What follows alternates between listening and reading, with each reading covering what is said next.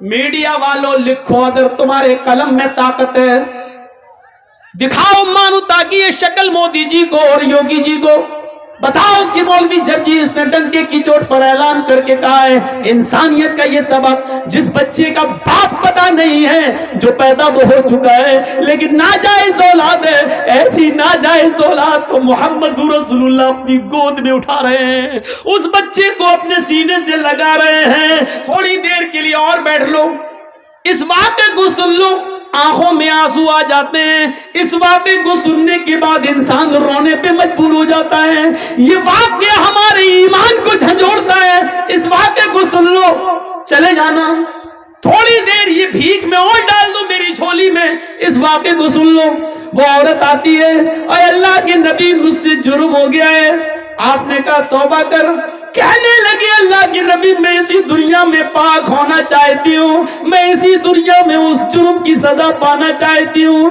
आपने कहा तौबा कर, अल्लाह से मगफिरत की दुआ मांग, अल्लाह गफूरुर रहीम है। कहने लगी मेरा जुर्म तो सुन लीजिए, क्या इस जुर्म की कोई माफी है भी या नहीं? अल्लाह के नबी ने कहा बता क्या तेरा जुर्म हुआ है, क्या तुझसे गलती हुई है? कहने लगी अल्लाह के नबी मेरा शौहर 2-3 साल से घर पे नहीं है, मैं जंगल में बकरियां चरा रही थी, मैं जंगल में बकरियां चरा रही थी, वहीं पहाड़ी के पास एक चरवाहा भी बकरियां चरा रहा था। हम अपने शौहर से 2-3 साल से दूर थे, इसलिए हमारे दिल की उमंगें उठने लगी और उस बकरियां चरवाने वाले चरवाहे के साथ मिलकर हमने जिस्मानी ताल्लुक, शारीरिक संबंध बना लिया। एक पहाड़ की झाड़ी में, पहाड़ी के नीचे की झाड़ी में हम दोनों गए और हम दोनों ने जिना कर लिया। इन्नी कद सबदुल हद या रसूल अल्लाह, आय अल्लाह के रसूल मैं हद को पहुंच चुकी हूँ, मुझसे इतना बड़ा जुर्म हो गया है। उस जुर्म की सजा इस्लाम में यह है कि मुझे पत्थरों से मार मार के मार डाला जाए। आप कैसे कह रहे हैं कि अल्लाह से माफी मांग ले, अल्लाह से तौबा कर ले? अल्लाह के नबी ने कहा अच्छा ओह ये गुनाह हुआ है तुमसे, जी ठीक है, क्या चाहती हो? कहा मुझे खत्म कर दिया जाए। इस्लाम ने जो सजा बताई है पत्थरों से मार मार के मार डालो, खत्म कर दो, हमें वो सजा दी जाए। अल्लाह के नबी ने कहा ठीक है तुम्हें ये सजा दी जाएगी, जाओ ऐ सहाबियों इस औरत को ले जाओ। ये नहीं पूछा कि किसने किया था, वो मर्द कौन था, आदमी कौन था, कहाँ का रहने वाला था, नहीं ये सब नहीं पूछा। क्यों? जिसकी बात छिपी है छिपी रहने दो, वो जाने और उसका अल्लाह जाने।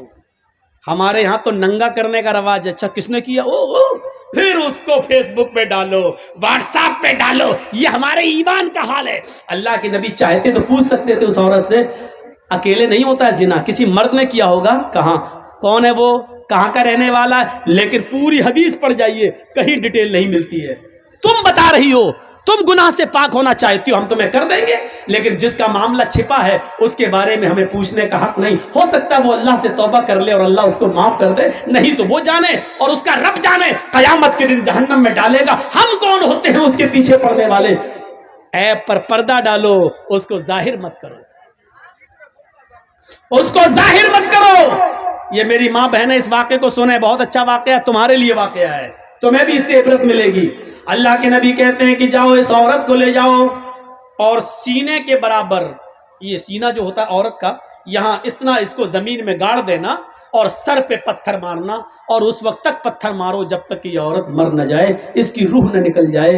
ये औरत की सजा क्या है? शादीशुदा मर्द की और शादीशुदा औरत की अगर वो जिना कर लें तो सजा क्या है? पत्थरों से मारा जाएगा। मर्द को दौड़ा दौड़ा के मारा जाएगा, मर्द को एक मैदान में खड़ा कर दिया जाएगा बीच में, और चारों तरफ पब्लिक रहेगी, आवाम, सबके हाथों में पत्थर होंगे, और इस तरीके से चारों तरफ घेरा बना लिया जाएगा कि वो भागने ना पाए, और बीच में उस आदमी को खड़ा कर दिया जाएगा और फिर पत्थर मारे जाएंगे। जहां से गुजरेगा वही पत्थर, सबके हाथों में पत्थर होना चाहिए। ये मर्द की, समझ रहे हैं जिना की सजा क्या है? जिसको हम मामूली काम समझते हैं वो इतना बड़ा जुर्म है शरीयत में। کسی کی بہن و بیٹی کی عزت و آبرو سے کھیلنا اتنا آسان نہیں ہے شریعت میں. اس کی سزا، جب تم کسی کی عزت لوٹ رہے تھے تو تمہارے جسم کے ہر بال رونگٹے کو، روئے کو اس کا انجوائے مل رہا تھا، مزہ مل رہا تھا. اس لیے سزا بھی ایسی ملنی چاہیے کہ جسم کے ایک ایک رونگٹے کو اور ایک ایک روئے کو اس کا احساس ہو جائے. اس لیے سزا بھی اتنی سخت رکھی گئی ہے. مرد کو دوڑا دوڑا کے مارا جائے گا، لیکن عورت کو دوڑا دوڑا کے نہیں مارا جائے گا، کیونکہ اس کی بے پردگی ہو سکتی ہے. دوڑے گی تو اس کو زمین کا گڈھا کھودا جائے گا اور اس کو کھڑا کر دیا جائے گا اور سینے کے برابر مٹی ڈال دی جائے گی، یعنی اتنا گاڑ دیا جائے گا سینے کے برابر یہاں تک، اور سر اس کا کھلا رکھا جائے گا اور پھر اس کے سر پر پتھر مارے جائیں گے، اور اس وقت تک پتھر مارا جائے گا جب تک کہ عورت مر نہ جائے. چاہے یہ رضامندی والی زنا ہے، مرد بھی راضی عورت بھی راضی اور دونوں نے کر لیا. زنا بالجبر تو زنا ہوتا ہی نہیں ہے. اگر مرد نے زبردستی کی تو وہ زنا نہیں مانا جائے گا، یا عورت کے ساتھ اگر زبردستی کی گئی، وہ بیچاری نہیں چاہتی تھی لیکن بندوق رکھ کر اس کے ساتھ عزت لوٹی گئی، تو پھر عورت گناہگار نہیں ہوگی کیونکہ اس کے ساتھ جبر کیا گیا. تو پھر مرد کو سزا دی جائے گی، عورت کو نہیں. اور عورت نے اگر بندوق رکھ کے غلط کام کروایا، مرد نے مجبور ہو کر غلط کام کیا، تو عورت کو سزا دی جائے گی، مرد کو نہیں. لیکن مرد بھی راضی عورت بھی راضی تو دونوں کو سزا دی جائے گی. اگر دونوں میں سے ایک کنوارا ہے ایک شادی شدہ، تو شادی شدہ کو پتھروں سے مار مار کے جان سے مارا جائے گا، اور جو کنوارا تھا اس کو 100 کوڑے مارے جائیں گے اور 1 سال کے لیے اپنے شہر اپنی بستی سے باہر کر دیا جائے گا. اس کو گاؤں سے نکال دیا جائے گا اور اپنے گاؤں میں 1 سال تک آنے کی انٹری اجازت نہیں ملے گی. 100 کوڑے پڑیں گے، چمڑے کے کوڑے، چمڑے کے، کپڑے کے نہیں، چمڑے کے کوڑے.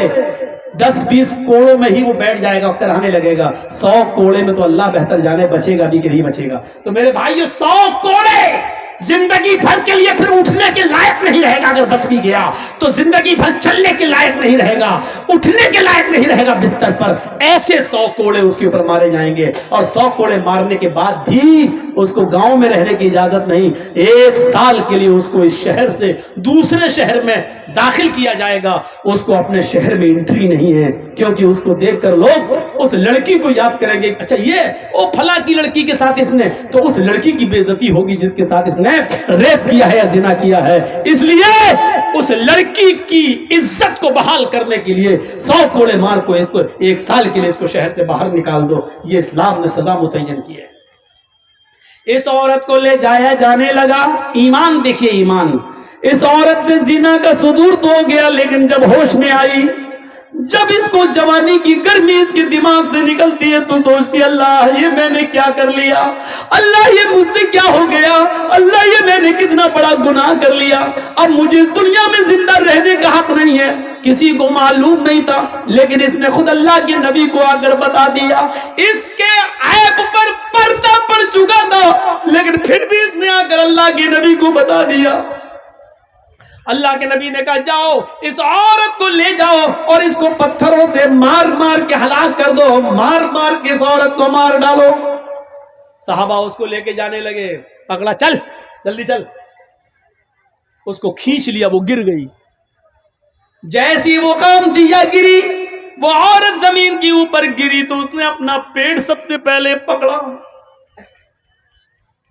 صحابہ نے پوچھا کیا ہوا، کیا بات ہے، ایسے چلے گی تو کب تک پہنچے گی تو میدان میں، کب تجھے مارا جائے گا؟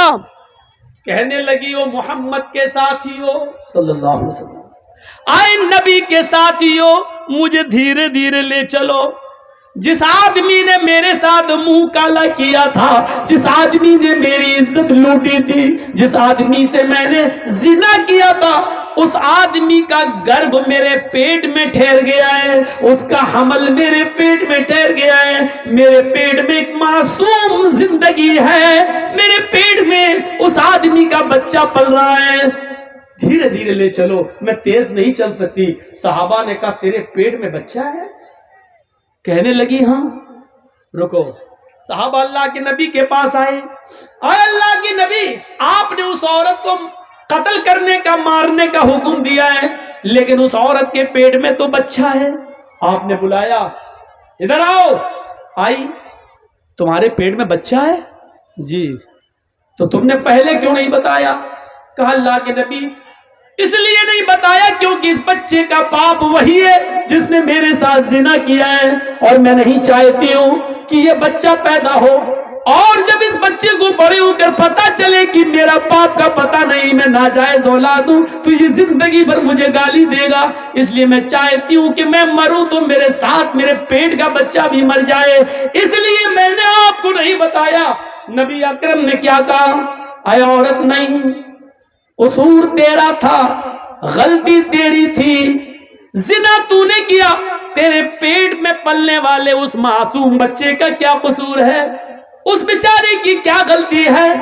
اس کو تو کیوں مارنا چاہتی ہے؟ نہیں نہیں، ابھی تمہیں قتل نہیں کیا جائے گا، ابھی تمہیں مارا نہیں جائے گا، جاؤ ابھی اس بچے کو اپنے پیٹ میں 9 مہینے تک پالو، اور جب بچہ پیدا ہو جائے تب لے کر آنا۔ ناجائز بچہ ہے پیٹ میں، باپ کا پتہ نہیں ہے، لیکن اللہ کے رسول ایک ناجائز بچے کو بھی گرانے کی اجازت نہیں دے رہے ہیں۔ کاش مودی جی کے چمچے، یوگی جی کے چمچے کم سے کم اس حدیث کو پڑھ لیتے، نبی کی زندگی کے اس واقعے کو پڑھ لیتے۔ چاچا کیا ہو گیا؟ لاؤ پیسہ لینے کے لیے تو دنیا پریشان ہے۔ لیجیے بھائی، ছোট ছেলে হারিয়ে গেছিল, তাকে পাওয়া اور গেছে, کچھ স্টেজে রাখা আছে سب মদাসিমুল উনসাহার بیٹھے، তাকে স্টেজে রাখা হয়েছে, ছেলের গার্জেন এসে নিয়ে যাবেন। سنیے سنیے سنیے تھوڑا سا، آپ ادھر دیکھیے، بڑا اچھا واقعہ ہے۔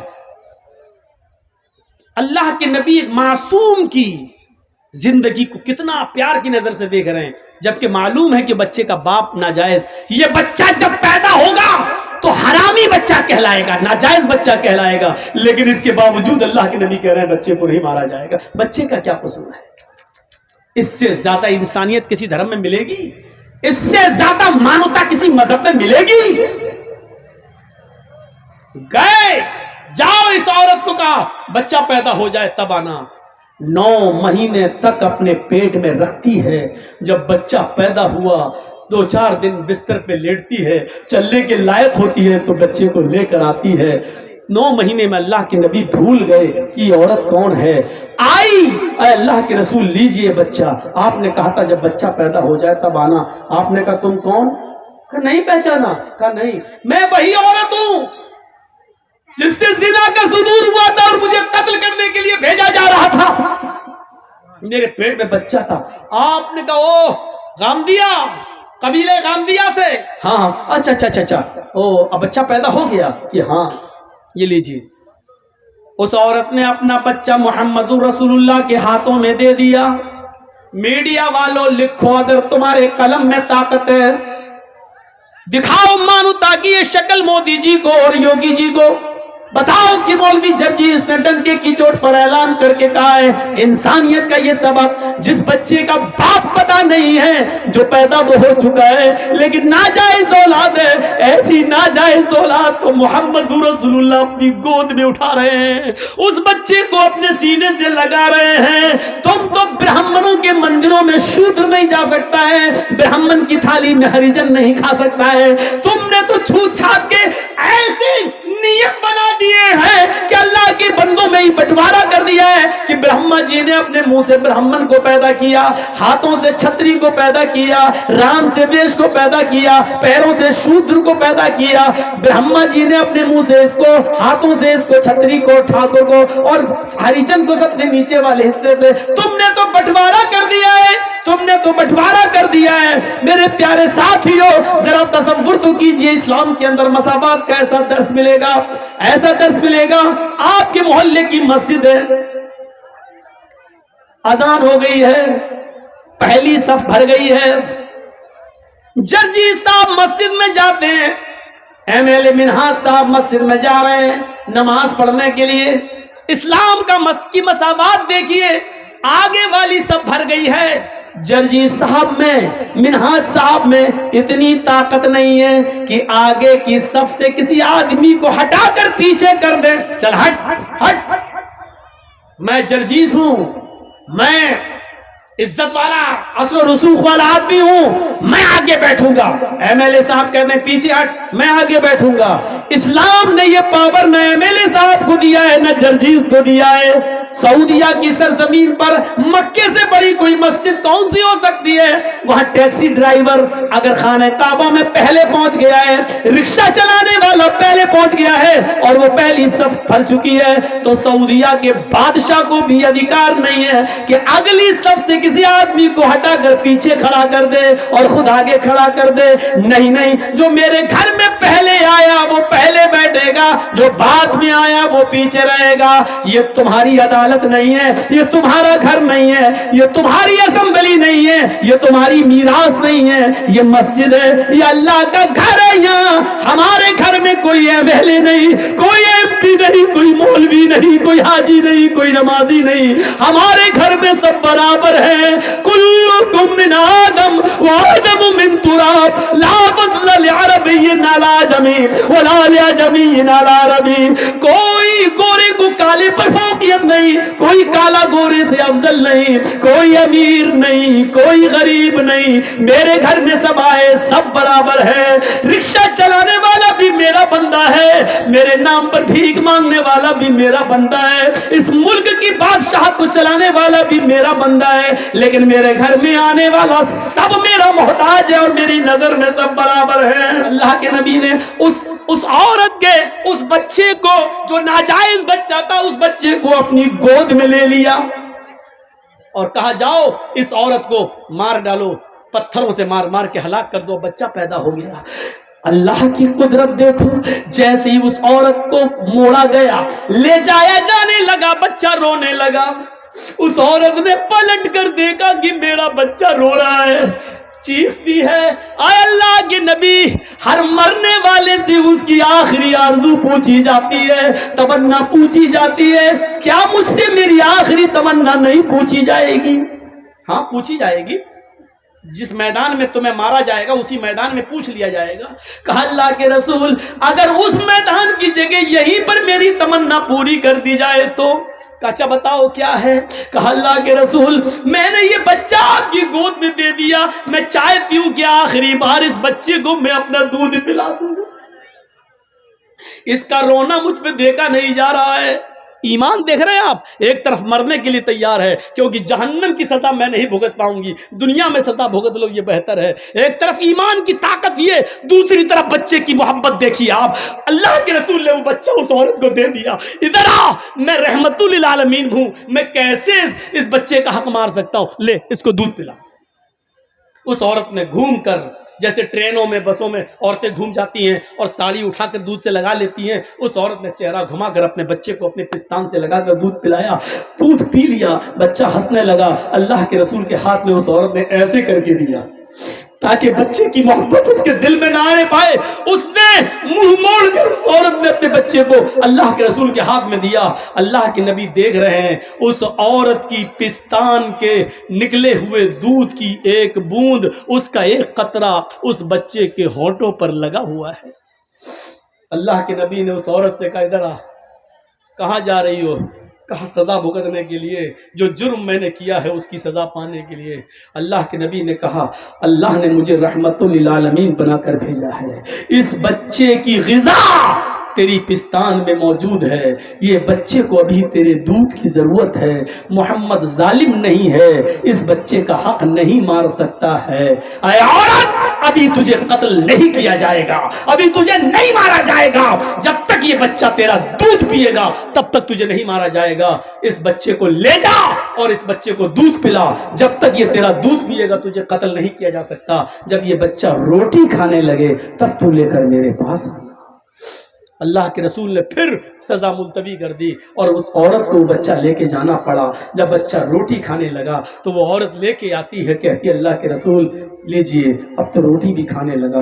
اللہ کے نبی کی نظروں میں، آنکھوں میں آنسو آ جاتے ہیں اور کہتے ہیں کہ عورت اب تیرے لیے میرے پاس بھی کوئی راستہ نہیں ہے، سارے راستے بند ہو چکے ہیں، بچہ روٹی بھی کھانے لگا ہے، اس لیے اب یہ سزا کا وقت پورا ہے، اب تجھے قتل کیا جائے گا۔ آپ نے اس عورت اس بچے کو ایک صحابی کے حوالے کیا. کون ہے جو اس بچے کو پالے گا؟ ایک صحابی نے ہاتھ اٹھایا, میں اے اللہ کے رسول اس بچے کو اپنے بچے کی طرح رکھوں گا, میں اس کو اپنا نام دوں گا, میں اس کو اپنے گھر میں پناہ دوں گا, اپنی زمین و جائیداد کا مالک بھی بناؤں گا, مجھے دے دیجئے. اللہ کے رسول نے اس بچے کو اس کے حوالے کر دیا اور اس عورت کو بھیج دیا. اس عورت کو جب بھیجا گیا اور وہ میدان مقتل میں جاتی ہے, اس کو سینے کے برابر گاڑ دیا جاتا ہے. پہلا پتھر خالد ابن ولید کے ہاتھوں میں ہے, پتھر مارتے ہیں اس کے سر پہ, سر پھٹتا ہے, خون کا فوارہ اس کے سر سے نکلتا ہے, اس خالد ابن ولید کے کپڑوں پہ گرتا ہے. خالد ابن ولید نے دیکھا اس عورت کے خون میرے کپڑوں پہ آ گیا, یہ زناکار عورت, منہ کالا کرنے والی عورت, تیرا خون میرے کپڑوں پہ, سکلت سواکل, مر جا تو, برا ہو تیرا, تیرے خون نے میرے کپڑے گندے کر دیے. خالد ابن ولید کے منہ سے کچھ الٹے سیدھے جملے نکل گئے, کچھ غلط جملے نکل گئے. اللہ کے رسول کو جب پتا چلا کہ اس عورت کو خالد ابن ولید نے پتھر مارا اور پتھر مارتے ہوئے اس کے خون کے چھینٹے خالد کے کپڑوں پہ پڑ گئے, تو اس میں عورت کا کیا قصور تھا بیچاری کا؟ وہ تو بندی تھی, وہ تو گڑی تھی, سر سے خون کا فوارہ نکلا, وہ کسی کے بھی کپڑوں پہ جا سکتا تھا, اس میں اس عورت کا کیا قصور ہے؟ خالد نے اس عورت کو یہ گالی کیوں دی؟ مر جا, زانیہ, بد چلن, بد کردار, یہ کیوں کہا اس کو؟ 3 دن تک آپ نے خالد ابن ولید سے بات نہیں کی, اور 3 دن کے بعد خالد ابن ولید آتے ہیں. اے اللہ کے رسول, میں دیکھ رہا ہوں کہ آپ میرے سلام کا جواب دے کر منہ پھیر لیتے ہیں, آپ مجھ سے بات نہیں کرتے ہیں, میں دیکھ رہا ہوں آپ مجھ سے کٹے کٹے پھر رہے ہیں, میری جنت میں برباد ہو جائے گی, میری آخرت برباد ہو جائے گی. اے اللہ کے رسول, اگر آپ مجھ سے ناراض ہو گئے اور میرا انتقال ہو گیا تو اللہ مجھے جنت میں داخل نہیں کرے گا. اللہ کے نبی وجہ بتاؤ. آپ نے کہا خالد, وجہ صرف ایک ہے, ریزن صرف ایک ہے, کارن صرف ایک ہے, تم نے اس عورت کو گالی دی, اس کو بدچلن کہا جس عورت کو میں نے مارنے کا حکم دیا تھا. کہا اللہ کے نبی آپ کو نہیں معلوم, آپ نے نہیں سنا جب میں نے پتھر مارا تھا تو اس کا سر پھٹا, اس کے خون کے چھینٹے میرے کپڑوں پہ آئے, میرے کپڑوں کو ناپاک کر دیے. وہ عورت بدچلن تھی, زناکار تھی. فرمایا خالد, اب بھی تم اپنی زبان پہ کنٹرول نہیں کر رہے ہو, اب بھی تم اس عورت کو بدچلن کہہ رہے ہو. اس عورت نے خود بتایا کہ میرا شوہر 2-3 سال سے غائب ہے, اس نے خود بتایا کہ میں کنٹرول نہیں کر سکی اور زندگی میں پہلی بار مجھ سے زنا ہوا ہے. وہ عادتاً زناکار نہیں تھی, وہ پیشہ ور نہیں تھی, وہ زنا ہر وقت نہیں کراتی تھی, اس سے صرف ایک بار غلطی ہوئی ہے, اور ایک بار غلطی کی اس نے سزا بھگت لی, میرے پاس آ کر اپنے جرم کا اقرار کر لیا. خالد, اس عورت کو بدچلن مت کہو, تم نہیں جانتے اس عورت نے کیسی توبہ کی ہے, اپنی جان دے کر, اپنی جان قربان کر کے, پتھروں سے پٹ پٹ کر اپنے آپ کو ختم کرا کے اللہ کی دربار میں, اللہ کے دربار میں کتنی پاک ہوئی ہے تمہیں نہیں معلوم. اے خالد, اس ایک عورت کی توبہ کو جو مرتے وقت اس نے کی ہے, اس ایک عورت کی توبہ کو اگر اس مدینے کے 70 گناہگاروں پہ ڈال دیا جائے, ایسے گناہگار جو جہنم میں جانے والے ہوں, اگر اس ایک عورت کی, ایک اکیلی عورت کی توبہ کو ان 70 جہنمیوں پہ ڈال دیا جائے تو اس ایک عورت کی توبہ سے اللہ ان 70 جہنمیوں کو بھی جنت میں داخل کر دے گا, ان 70 لوگوں کو بھی جنت میں داخل کر دے گا. اس نے ایسی توبہ کی ہے کہ اللہ رب العالمین نے اس کی توبہ کو اگر اس مدینے کے 70 جہنمیوں پر بھی ڈالا جائے تو اللہ ان 70 جہنمیوں کو بھی بخش دے. میرے بھائیوں, یہ ایمان کی کون سی طاقت تھی جو زنا کرنے کے بعد اپنے آپ کو اللہ کے نبی کے پاس لاتی ہے اور پیش کر دیتی ہے کہ اللہ کے رسول, مجھ سے یہ جرم ہوا ہے, مجھے سزا دیجئے. یہ تھا ایمان, یہ تھا ایمان.